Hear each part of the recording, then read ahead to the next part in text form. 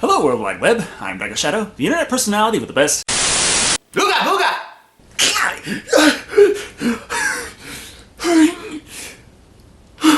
The internet personality with a heart condition.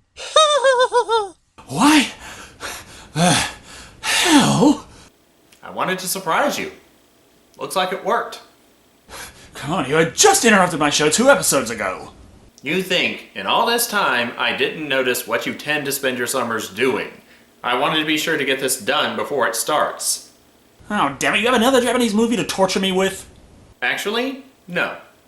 This movie, while based on a popular Japanese franchise directly, is in and of itself not Japanese. It was produced by New Line Cinema in the United States.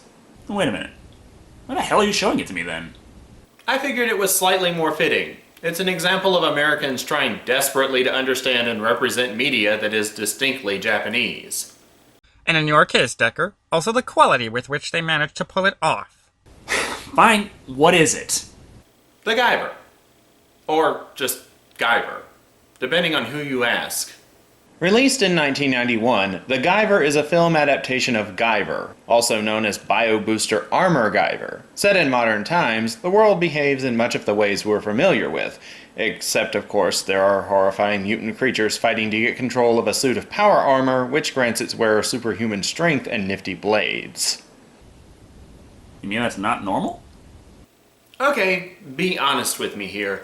Outside of that time I kidnapped you, when have you ever been outside your house? I did get that sandwich a couple months ago. Suddenly things are starting to make sense. Whatever, let's review the movie. You're not gonna try and weasel your way out of this? Would you listen? No. Nope.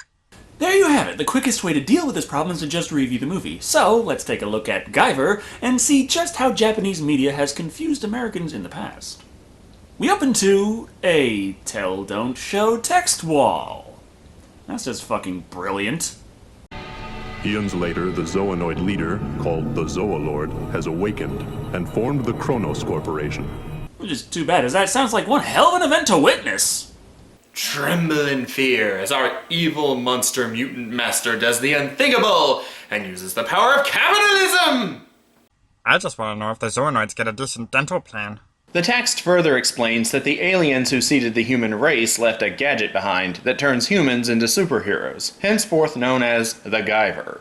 And while we don't get to see how Dr. Sagawa went about stealing such a high-profile artifact, the movie starts up in time to let us witness him running away with it. Instant Guyver. Just add water. Oh fuck, the only Guyver unit in the universe, and the first thing he does is dunk it. Is water damage covered under intergalactic warranty? A quick exchange with a slightly less important item is interrupted as Sagawa is being chased by stereotypical thugs. Don't worry though, he's got more than enough of a lead on them to trip over his own shoelaces, yet still have enough time to get away? Especially if they can only walk like they just shit their pants?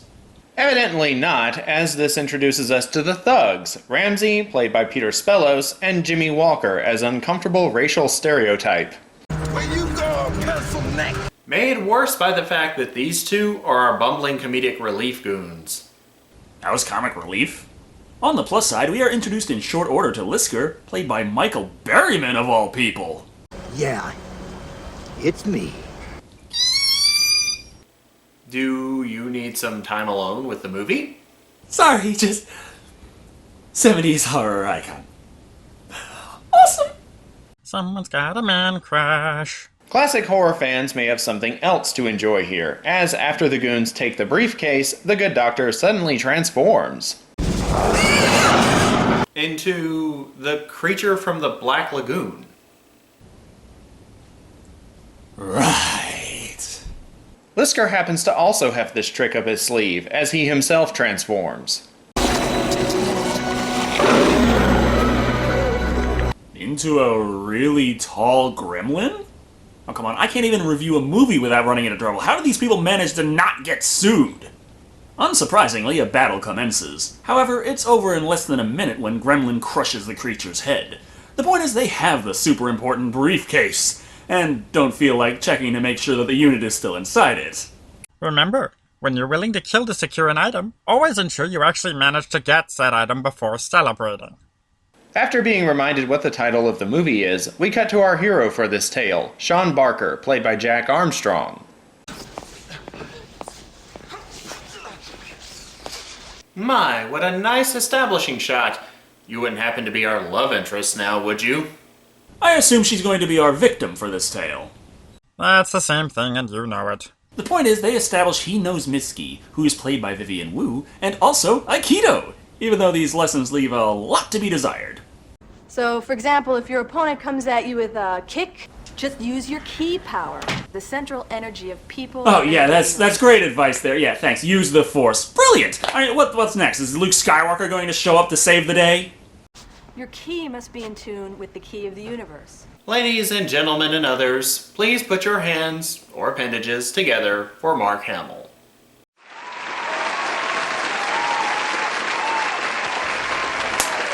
Or as he is known in this movie, Max Reed, CIA agent extraordinaire. It turns out he was there the night her father, Dr. Sagawa, was murdered, but he couldn't see well enough to make out who or what did the deed.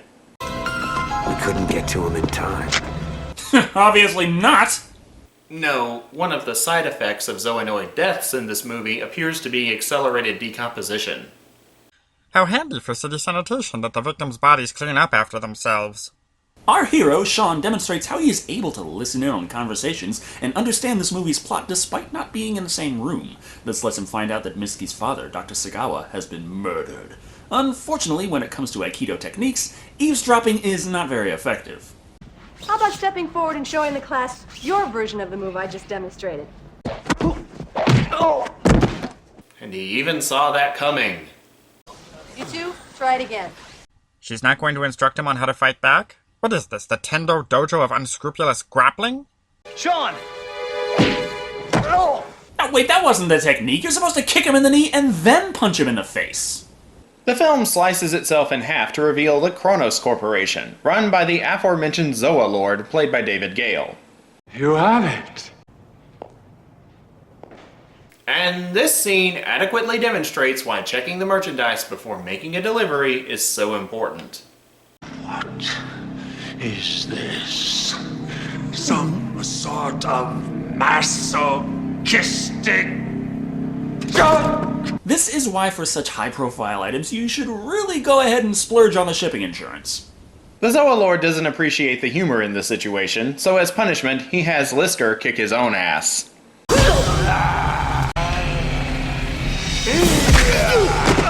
Stop hitting yourself. Stop hitting yourself. Stop hitting yourself.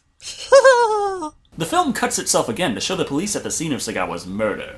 Sean also happens to be passing by, and as dumb luck would have it, somehow locates the little red lunchbox that has the most fucking awesome Happy Meal toy in the universe inside. Oh fuck, the few times I've been to McDonald's, the only thing I got for my trouble was indigestion.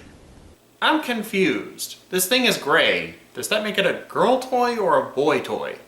It's called the Guyver. I mean, the girl version would be more hot pink Barbie crap. Gah! Who keeps doing that? Evidently, the editors of this movie got really drunk and decided to play around with Windows Movie Maker. Sean uses this odd transition to stop over at his girlfriend's apartment, but seeing that she has Mark Hamill over at the moment, realizes he lacks the swag to compete and heads off into the night. Okay, are they going to do that every single time the camera angle changes? It depends on how much their editors were charging for their services. When you put it that way, it sounds more and more like Hollywood is run like a prostitution ring. Sean's troubles for the evening aren't over yet. While the Kronos minions search very poorly for the Guyver unit, our hero stumbles across the Aikido student who kicked his ass earlier. Said Aikido student somehow wants a rematch, as long as he can bring along several members of his alternate art club for backup.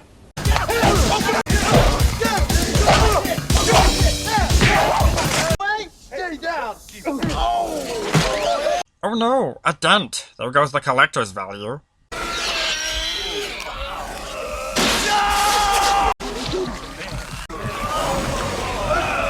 This movie has taken a very abrupt turn towards tentacle fetish territory. Who cares? He finally put the armor on! That means we get a fight scene!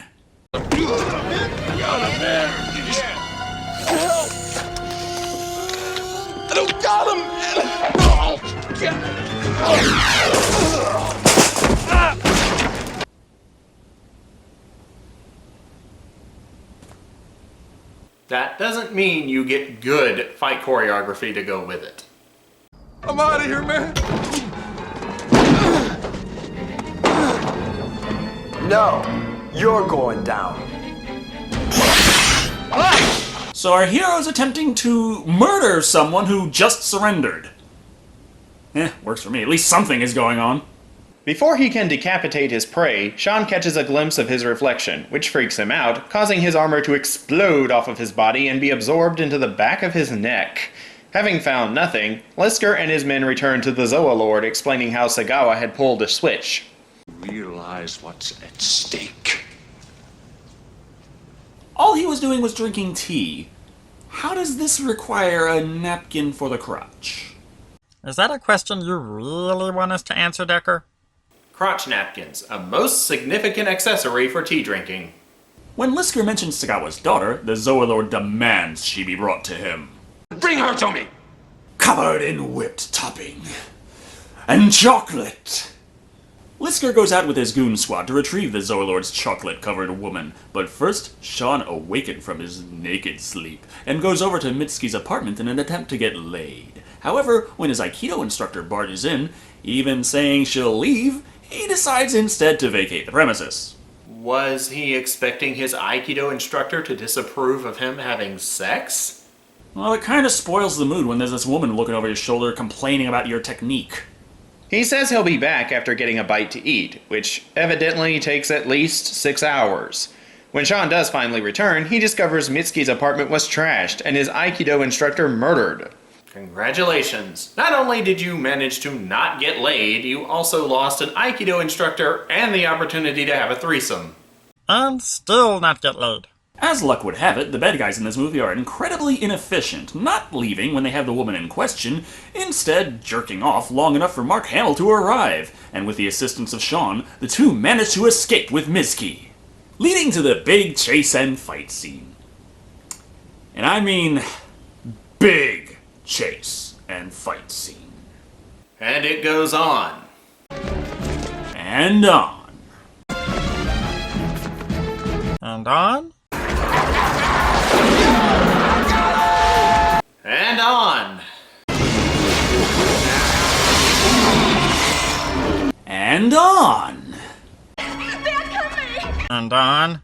And on. And on. And on. And on? And on. And on. And on. And on. And on? And on. And on. And on? And on. And on. And on? And on. And on. Seriously, this fight goes on for 20 minutes! How long does it take for 4 corporate monster goons to swipe one Happy Meal toy of a college student? To break up some of the tedium, let's get a closer look at some of the various monster forms of the goon squad you just mentioned. We have Rhino Goblin, Big-Lipped Gremlin, Russian Elephant Man, and Furby with Tits. I like tits, but I don't like Furbies. But I do like tits.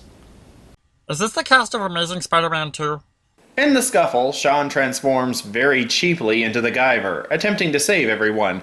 However, he does not do the best job of things as he winds up inadvertently stabbing his girlfriend. Oh my god. Hot damn, something finally happened! Yes, an innocent person being killed. Innocent, what the fuck are you talking about? Did you see that woman's acting? He's got you there, creepy. This puts Sean into a downward spiral where he is too emotionally distraught to fight back, and the Monster Squad easily discover the Guyver armor's weakness. The balls.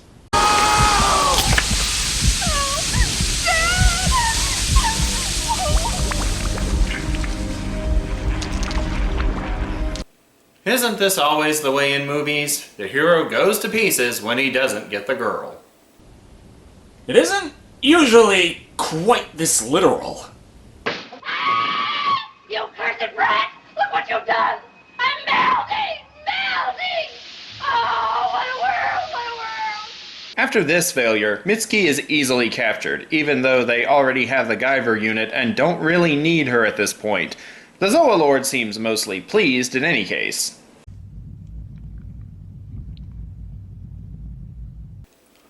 This doesn't taste like chocolate. I specifically requested she be bathed in chocolate. When Mitski awakens, the Zoalord is kind enough to provide her with a 50-cent tour of the evil corporate headquarters. The tour ends at the lab where the Guyver control metal is being studied, and where Mark Hamill is serving in his new temp job as a guinea pig. Looks comfortable, doesn't he? Well, it's not exactly a 5-star hotel, but it's better than most. They're turning him into a zoonoid. I said better than most. The scientists explain how the control metal is crystalline in structure and may actually be regenerating itself.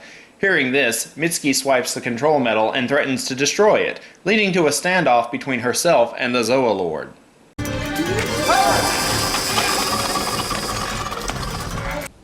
That could have gone better. It stuck to your fingers. Just peel it off. As it happens, this particular evil research laboratory is employed by the Zoonoid Labor Union. Before Mitski can meet her end at the hands of several gropey monsters...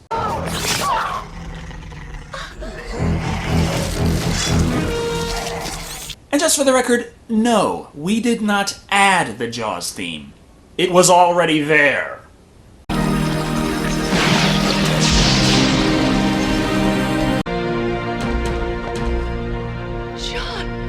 You weren't live? I came back for you. Cloning is one thing, but how the hell did he remember? I'm more interested in why he didn't use a line like that earlier when it would have been far more pragmatic. This leads into yet another fight scene. And while it doesn't drag on for as long as the previous one, it still leaves something to be desired. Because it goes on. Oh, you get him! And on. Guess not. And on!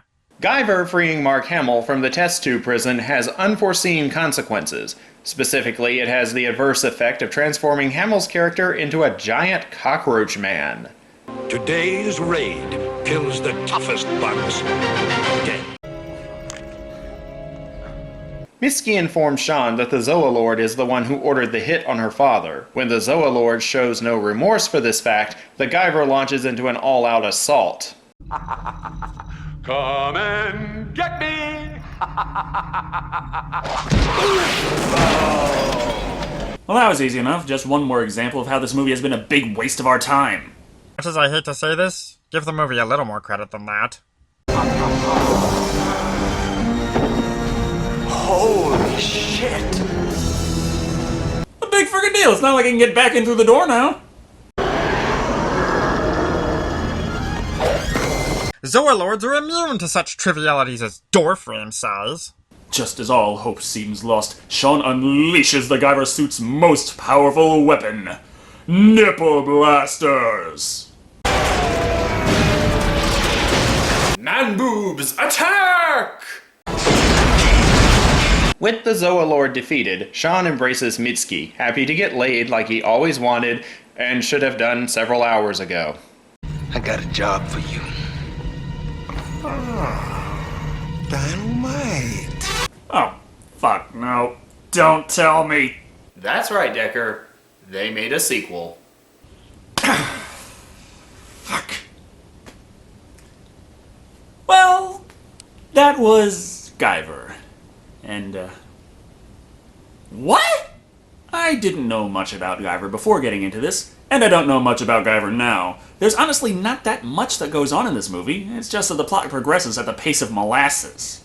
The slow pacing is actually one of the least of this film's crimes. The casting choices are terrible for the roles given. Each one ranks from blandness to outright atrociousness. Possibly the two exceptions would be Mark Hamill and David Gale. Gale isn't good, per se, but he can be entertaining to watch. Vivian Wu, on the other hand, reminded me of nails going down a chalkboard. Repeatedly. I have to say for the actors, I found I enjoyed the villains a lot more than the heroes. Not to say I loved all the villains, as the overabundance of oppressively annoying Zoonoids made that simply impossible. However, I did enjoy Gale's performance, and I have a soft spot for Michael Berryman. Aside from the plot and performances, the presentation also leaves me scratching my head. The suits on display were actually not half bad, but the cinematography did little to hide the fact that they were clearly guys in suits, spoiling the effect. Another major flaw in this film is that most of the scenes take place at night. Because the lighting isn't exactly terrific, it can be difficult to make out exactly what is going on during a few scenes. Mind you, this problem isn't nearly so bad as it was in the live-action 8-Man movie. Nevertheless, it adds to the copious pile of problems. In the end, Guyver is a poor attempt at adapting a popular anime that, for many Americans, was their gateway drug into the genre. It has a hard time making its mind up as to whether it wants to be a serious dark action flick or a comedic children's movie, coming in at 1.5 Furby nipples out of 5. For me, at the heart of every film, I look for entertaining qualities. Unfortunately, a film that spent so long with nothing but monsters fighting superheroes was oddly boring. I never thought I'd find myself witnessing rhino goblins fighting cyber ninjas and having to fight off yawning. Still, there are some points here or there that I do appreciate. I just wish there were more of them, coming in at 2 crotch napkins out of 5. Thank you all for watching. I've been Decker Shado, and remember, Never mistake a super secret space armor prototype for a value meal toy surprise. damn it, Jimmy Thulu! That was my line! Good night, everybody, and remember to donate to the Patreon campaign so that Decker's sanity will be spared. Eventually.